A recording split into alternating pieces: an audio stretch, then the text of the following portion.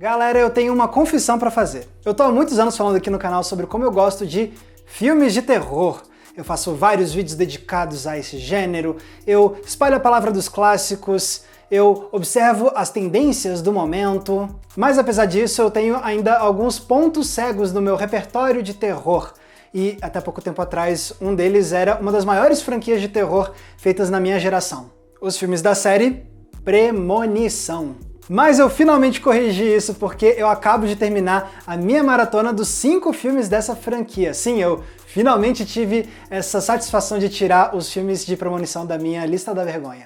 Só que, mais do que isso, eu também pude apreciar pela primeira vez como Premonição, apesar de ter suas muitas falhas, ainda se prova como uma das séries de terror mais únicas já produzidas por Hollywood.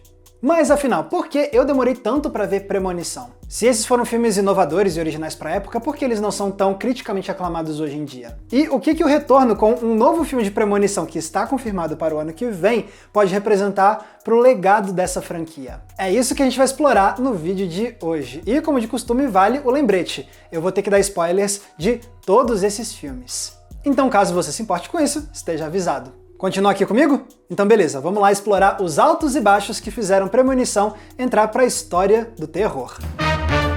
A origem de Premonição começou, na verdade, com uma das séries de TV mais famosas dos anos 90, Arquivo X. Acontece que você tinha esse jovem roteirista trabalhando na New Line Cinema, o Jeffrey Reddick, e ele era muito fã de Arquivo X. E ele teve uma ideia de história que, segundo ele, seria perfeita para esse seriado. Na trama que ele inventou, um personagem tinha uma visão de que o voo dele explodia e, portanto, ele decidia sair do avião. E aí, quando ele realmente explodia, o personagem começava a ver que a morte estava perseguindo ele para tentar pegar ele de qualquer forma. Era realmente uma ideia muito boa, só que antes que o Reddick pudesse levar isso para Arquivo X, alguns colegas dele na produtora disseram: pô, você não acha melhor você pegar essa ideia e transformar num roteiro de um filme inédito? O Reddick gostou da ideia, então para criar uma nova versão do roteiro, ele se uniu a outros 2 cineastas, o James Wong e o Glenn Morgan, que, a propósito, trabalhavam em Arquivo X. O resultado foi o roteiro do primeiro Premonição, que foi aprovado para ser produzido e dirigido pelo James Wong. E o conceito era basicamente o mesmo, fazendo a gente acompanhar um grupo de adolescentes que escapa de um acidente de avião, mas depois começam a ser perseguidos pela morte, perdendo a vida um por um. Pois a aposta deu certo, porque Premonição foi um enorme sucesso de bilheterias, o que levou ao lançamento de um segundo filme, que também bombou. E assim vieram mais 3 continuações, com a última delas sendo lançada em 2011.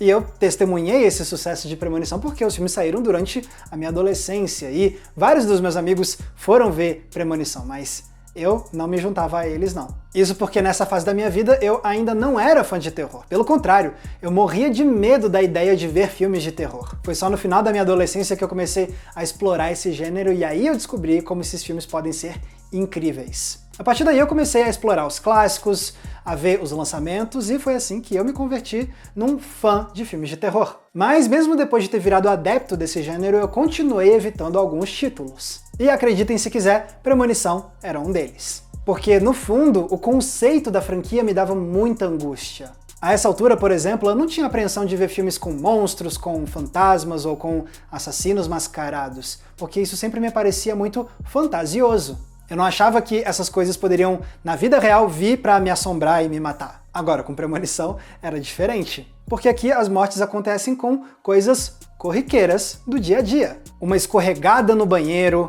algo caindo em cima de você na rua, um atropelamento. Teoricamente, tudo isso pode acontecer comigo na vida real, por menores que sejam as chances estatísticas. Era essa possibilidade mais concreta da morte que me fazia evitar a série. E se esse era o caso, o que finalmente me fez mudar de ideia e ver Premonição agora? É que eu lembrei do Max mais novo que achava que não daria conta de ver filmes de terror. Na minha cabeça eu criava cenários catastróficos, achando que esses filmes de terror iam me despedaçar.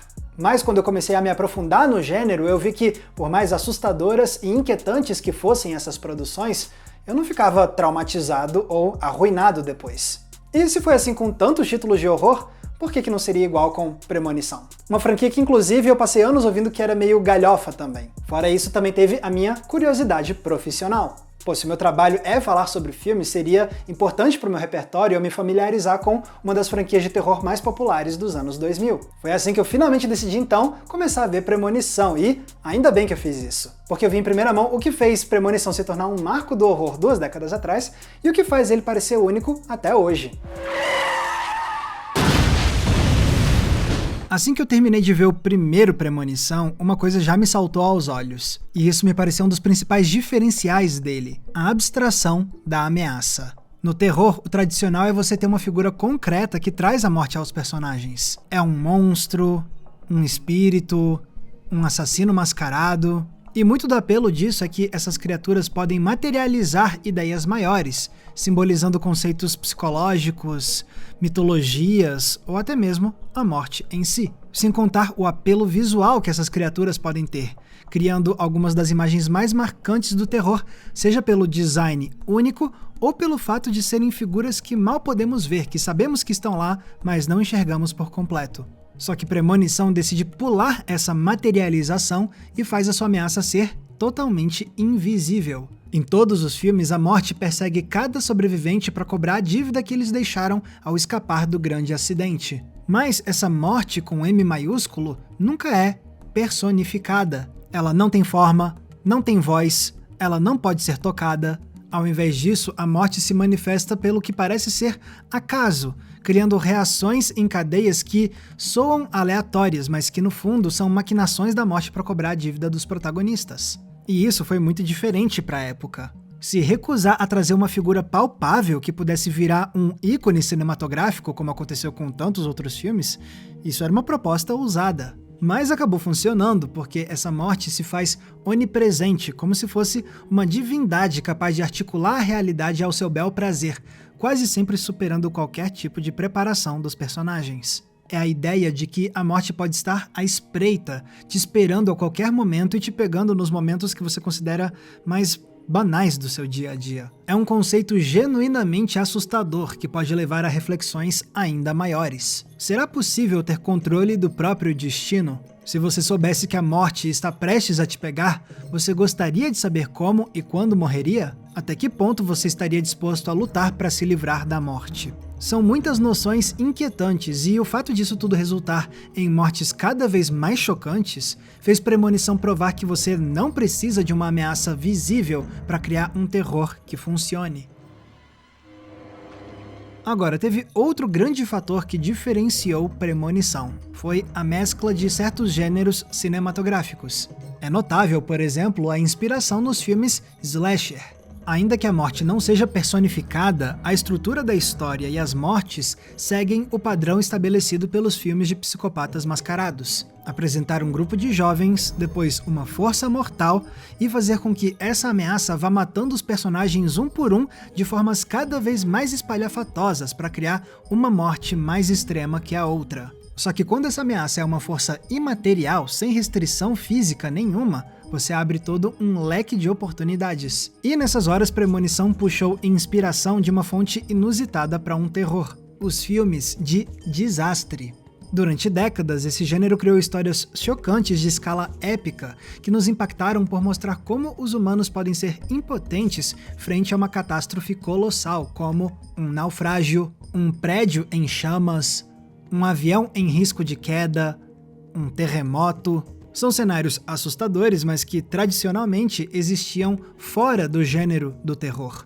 Mas e se você aplicasse essa lógica do desastre no horror, apresentando essas catástrofes com as suas consequências mais grotescas e chocantes? É uma ideia de enorme potencial, mas que precisa ser bem executada na hora de filmar. E é daí que vem o terceiro gênero que, a meu ver, influenciou essa franquia: os filmes de ação. Especialmente porque eles costumam se estruturar com base no que em inglês é chamado de set piece. Basicamente, o set piece é aquela cena grandiosa, cara de filmar e que deve ser meticulosamente planejada para criar um ponto alto de ação e drama. É a fuga de carro arrastando um cofre em Velozes e Furiosos 5, é o Indiana Jones escapando do templo em Caçadores da Arca Perdida, é qualquer maluquice do Ethan Hunt na franquia Missão Impossível. E esse conceito do set piece nem sempre é associado ao terror. já que muitas vezes essas produções contam com orçamentos menores e conseguem criar suas cenas mais marcantes sem precisar de ação grandiosa. Claro, você encontra sim exemplos de set pieces em clássicos desse gênero e em títulos contemporâneos. Mas, no geral, o terror não é muito pautado pela ideia da ação em larga escala do set piece. Só que Premonição quebrou isso ao fazer com que cada um dos seus filmes abrisse com um set piece de desastre. Um avião explodindo, um acidente na estrada, uma montanha-russa desgovernada, uma catástrofe numa pista de automobilismo, uma ponte desabando. Todos esses momentos exigiam o mesmo tipo de orçamento, planejamento e execução complexa que víamos nos maiores blockbusters de ação. E isso injetou nesses filmes um senso de energia e gigantismo que era muito raro de se ver no gênero do horror. Sem contar que essas cenas também se diferenciavam muito do que a gente via nos filmes de ação, porque mesclavam a adrenalina com imagens chocantes e nojentas que a gente nunca veria num James Bond ou num Velozes e Furiosos da vida. Então, se Premonição pareceu uma novidade tão refrescante nos anos 2000, não foi à toa. Ao misturar no seu DNA as tradições do terror com princípios dos filmes de desastre e de ação, a franquia criou para si mesma uma identidade muito particular. O resultado eram longas difíceis de categorizar em algum subgênero específico do terror, apresentando assim uma novidade que parecia digna da virada do milênio. Mas afinal, se Premonição foi uma série tão diferente e inovadora para a época, por que hoje ela não é relembrada como uma das obras-primas do horror? Por que esses filmes não são tão criticamente aclamados hoje como outras séries da mesma época, tipo Pânico? Bom, acontece que à medida que o tempo foi passando e mais filmes de premonição foram saindo, mais a gente foi percebendo também que nem tudo era maravilhoso nessa série. Afinal, uma premissa boa não basta para sustentar um filme inteiro, que dirá 5. E isso fica claro em como Premonição constrói o restante da obra, que infelizmente trouxe escolhas que acabam sendo de medíocres a ruins em muitos aspectos. As atuações, por exemplo. Com algumas exceções, a maior parte delas ou são insossas ou sofríveis. Muitos dos personagens não cativam a gente de verdade por serem muito rasos. Alguns deles ainda trazem a promessa de mais aprofundamento dramático, mas quase nunca essa promessa se cumpre de forma significativa, fazendo com que muitos deles fiquem na memória como meras caricaturas que raramente divertem. Também desaponta como, em alguns filmes, parece que a história vai abordar temas mais existenciais para depois deixar essa bola quicando. Lembra como agora há pouco eu falei que a premissa da série desperta perguntas sobre destino, sobre nossa relação com a morte e sobre a nossa vontade de sobreviver? Pois bem, essas questões são frequentemente levantadas pelos próprios personagens, mas os roteiros quase nunca se comprometem de verdade com elas, para, por exemplo, desenvolver temáticas mais ricas. Essas perguntas parecem estar lá só para criar uma tensão momentânea entre os protagonistas, para que eles briguem um pouco e depois morram de uma forma ou de outra. Mas talvez o aspecto mais frustrante dessa franquia seja a mesmice. Com 5 capítulos, era de se esperar um mínimo de ambição para trazer abordagens e ideias novas e fazer a experiência ser minimamente diferente a cada estreia. Claro, cada título trazia algo novo quando o assunto era o desastre da abertura e os tipos de mortes estapafúrdias que a gente veria dessa vez. O que, beleza, é bacana, mas também é o mínimo que se espera de uma franquia assim. De resto, parece que a série não teve inspiração o suficiente para criar uma identidade muito própria para cada capítulo. A fórmula é sempre a mesma, sem nenhum aprofundamento na própria mitologia, sem tentar abordar temáticas distintas, sem inventar muitas dinâmicas novas para o jogo de gato e rato entre a morte e os protagonistas. Não, em vez disso, a grande novidade dos filmes 4 e 5 era que, agora é em 3D, porque todo blockbuster pós-Avatar de James Cameron precisava ter isso na época. Só que bastava olhar para além desse chamariz para perceber que, na essência, nada tinha mudado de verdade. Lógico, esses pontos fracos de premonição são mais presentes em alguns capítulos do que em outros. Maratonando a série, você percebe como, apesar dos pesares, alguns desses filmes ainda conseguem sim ser muito divertidos. Por isso chegou a hora de apresentar a vocês o meu ranking pessoal dos 5 filmes de premonição, do pior ao melhor. Começando pelo pior de todos, Premonição 4. Ele já abre com talvez o set piece mais fraco da série inteira, especialmente pelo uso excessivo e óbvio da computação gráfica, que faz todas as mortes parecerem ultra artificiais. sendo que em títulos anteriores a computação gráfica era equilibrada de forma muito mais inteligente com os efeitos práticos. Fora isso, esse é provavelmente o capítulo com os personagens mais esquecíveis e insuportáveis da franquia, conduzidos por um protagonista tapado e desinteressante. E não dá pra esquecer, é claro, da tentativa vergonhosa de impressionar com os efeitos 3D, enfiando coisas na nossa cara de 5 em 5 minutos de um jeito que só deixou o visual datado, especialmente quando a gente assiste ele em casa hoje na TV, sem ter acesso ao efeito 3D de fato. Premonição 4 é uma desgraça do início ao fim, capaz de fazer você questionar por que você está maratonando essa série. Em quarto lugar tem Premonição 2. Eles até tentaram dar uma continuação para o primeiro filme e expandir um pouco a mitologia envolvendo a morte e as regras para sobreviver, mas essas ideias são tão forçadas que fica tudo só cansativo. Fora que as mortes, de uma forma geral, não são muito marcantes, com exceção da impressionante cena de abertura, que se comprometeu a usar veículos reais para criar um desastre muito convincente. De resto, é difícil encontrar mais qualidades que possam redimir Premonição 2. Em terceiro lugar, eu coloco o primeiro Premonição. Ele já merece elogios por ter dado início ao experimento inovador da franquia, introduzindo o conceito da ameaça invisível e mesclando os gêneros cinematográficos que eu citei agora há pouco. Além disso, por ser o primeiro, ele mantém um ar de suspense constante enquanto você tenta entender a lógica da mitologia e das regras que os personagens precisam seguir caso queiram sobreviver. Junte isso a mortes verdadeiramente chocantes e você tem um começo de saga muito envolvente e divertido.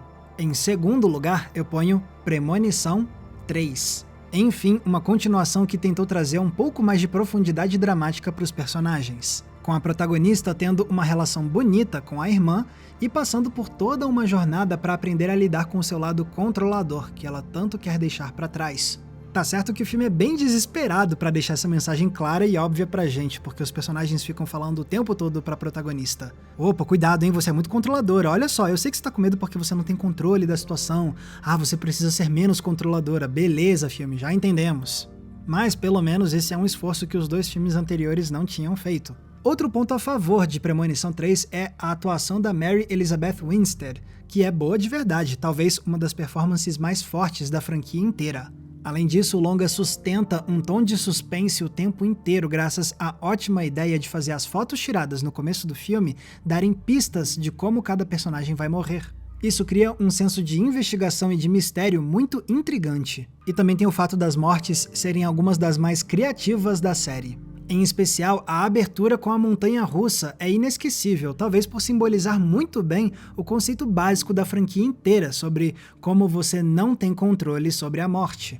Premonição 3 merece com certeza ser lembrado como um dos melhores desse bando. Só não é melhor do que o meu número 1 desse ranking, que é Premonição 5.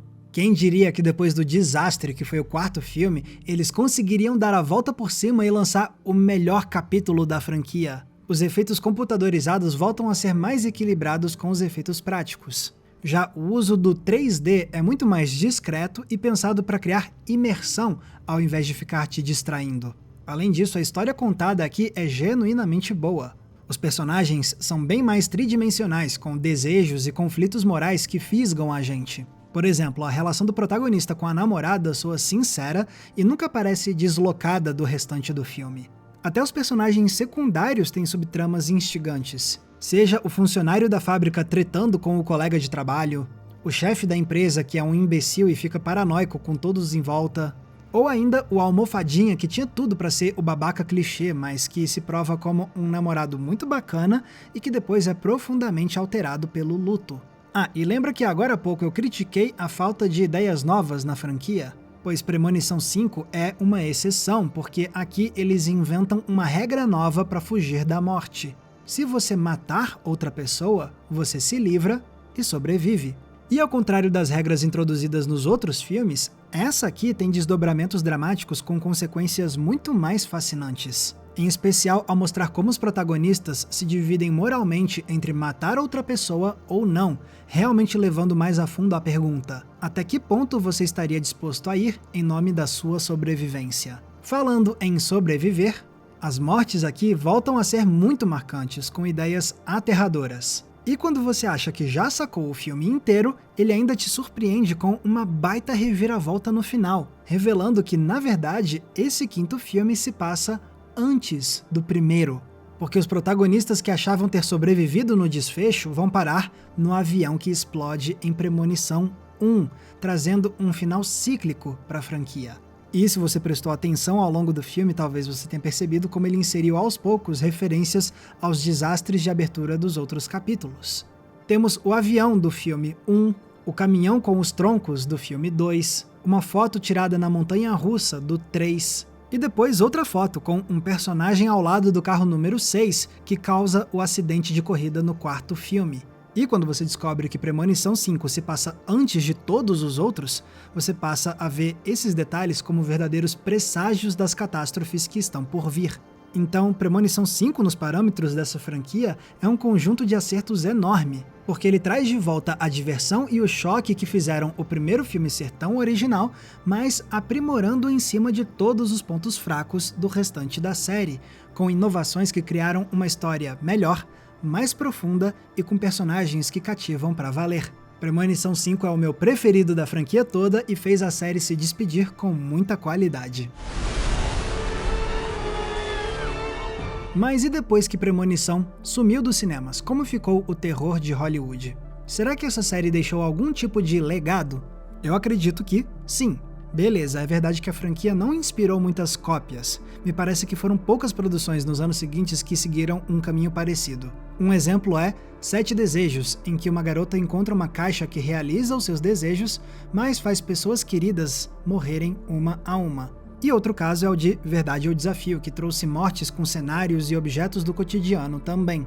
Mas de resto, eu não consigo lembrar de nada que pareça ser uma cópia descarada de Premonição. O que não significa que a influência da série não se manifeste de outras formas. Eu penso, por exemplo, que a franquia Jogos Mortais trilha bastante do caminho que Premonição abriu, por também ser uma série de terror que aposta no conceito da ação grandiosa de set piece. Beleza, ele não traz desastres de escala épica, mas você tem cenários complexos e difíceis de coordenar, em que o ambiente ao redor faz parte do horror. É uma forma de levar adiante a ideia da grandiosidade que leva a mortes extremamente chocantes e elaboradas, que nem Premonição tinha apresentado antes. Mas se a gente achava que o legado de Premonição pararia aí, a gente estava enganado. Porque nesse momento está sendo produzida uma nova continuação, chamada Final Destination Bloodlines. Ainda não se tem muitos detalhes sobre o projeto, mas comentários passados dos produtores indicam que a ideia agora é explorar o mundo dos socorristas, já que esses profissionais estão em contato com a morte no dia a dia o tempo inteiro. Além disso, parece que a ideia agora também é explorar mais um dos melhores personagens da franquia, que é o William Bloodworth, interpretado por Tony Todd, o eterno Candyman. Apesar da presença dele ser divertida e angustiante, o personagem nunca foi muito desenvolvido nos filmes. E, aparentemente, a ideia é mudar isso com o novo filme, explorando mais sobre o passado de William e a conexão que ele tem com essas mortes. O que me parece um baita de um acerto, porque a presença do Tony Todd sempre elevava a experiência de Premonição enquanto ele estava em tela. Ver mais desse ator e desse personagem, com certeza é algo que me interessa. Então agora é ficar de olho nas notícias que vão sair ao longo dos próximos meses sobre o novo Premonição, que está programado para sair em 2025. Eu realmente espero que seja uma boa renovação dessa franquia que marcou a época. I'll see you soon.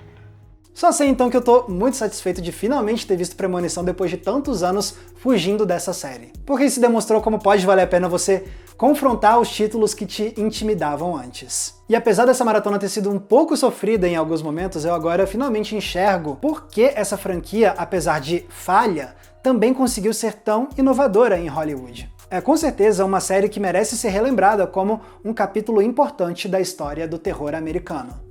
Mas agora eu quero ver de vocês. O que vocês acham de Premonição? Qual dos 5 filmes é o seu favorito? E vocês ficam empolgados para ver a franquia retornar? Comentem aqui embaixo porque eu vou adorar ler o que vocês têm a dizer. E pessoal, lembrando que se vocês querem ajudar a manter o Entre Planos no ar, vocês têm algumas opções. A primeira delas é o botão de Valeu Demais, que tá aqui embaixo, porque ele é tipo uma gorjeta que você deixa pra gente nesse vídeo aqui. Mas se quiser ajudar com valor mensal, aí você pode entrar na nossa comunidade de apoiadores do Entre Planos no Apoia-se, e aí você ganha acesso a conteúdos e eventos exclusivos que eu preparo pra essa galera. Tem recomendação de filme toda semana no inbox do seu e-mail, grupo fechado, lives exclusivas e também o nosso Cineclube Entre Planos para a gente debater um filme por mês juntos via videoconferência. Para ter acesso a isso tudo e fazer parte dessa comunidade, é só clicar no link que está aqui embaixo na descrição. Lembrando também que se quiserem me acompanhar nas redes sociais, é muito fácil, basta me procurarem usando os nomes que estão aparecendo aqui embaixo de mim. Mais uma vez, muito obrigado pela audiência, um abraço e até a próxima sessão.